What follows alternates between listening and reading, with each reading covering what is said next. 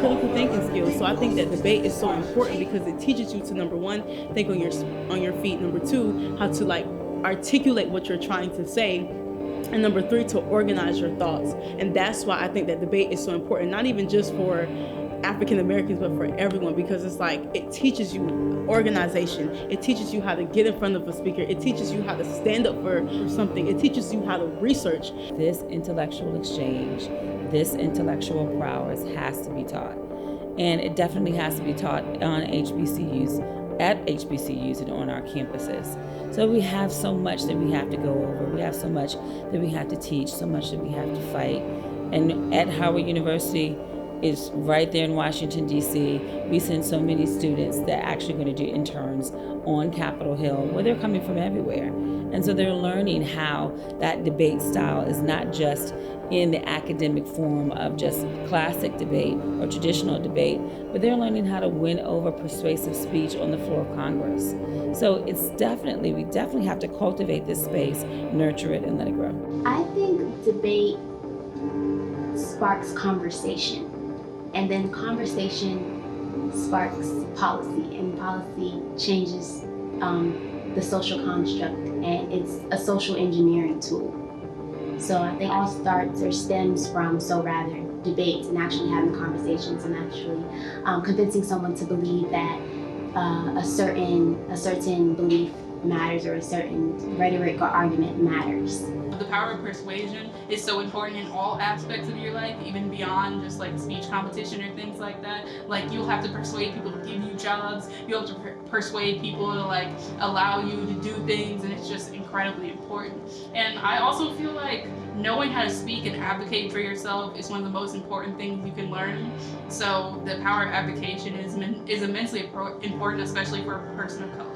That frame of mind where people believe, oh, it's not important. You're just going on stage and talking while athletics are going to the gym, or you're doing this and doing that. People just don't deem it important when really it is.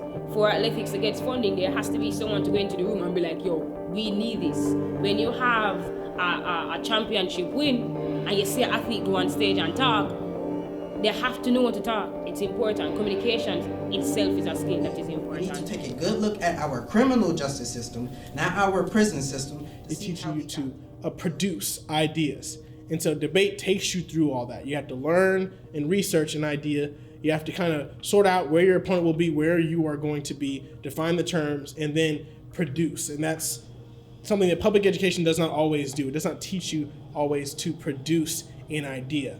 And so debate is kind of the last remnant of classical education, where like Socrates, Aristotle, all the great minds that we talk about in history, they were raised in learning information, processing it, and then outputting it verbally, right? And so there's something to say about saying the ideas and contending with other people. I wish more of the HBCUs could get on the main circuit and be seen and be heard. So just to see that HBCU Nationals in year 3 is growing, seeing some of the competitors groom, seeing the friendships built and established between just the competitors. To come here and see all Black people competing with each other and being great and having all the knowledge capable to do something like this. And it's really nice to see everyone give their own opinions. Like I said, perspectives from all around was really cool. Many of our HBCUs don't have speech and debate teams.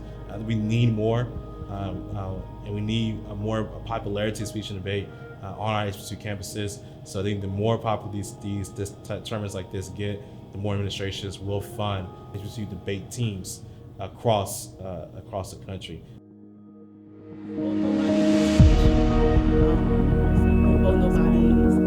An excuse for why you are who you are. God made you in a specific way. And this will provide a platform for you to understand that it's really good communication. At home, we actually have a whole class that you have to do for 1 year called communication. Don't give up because you don't. Right?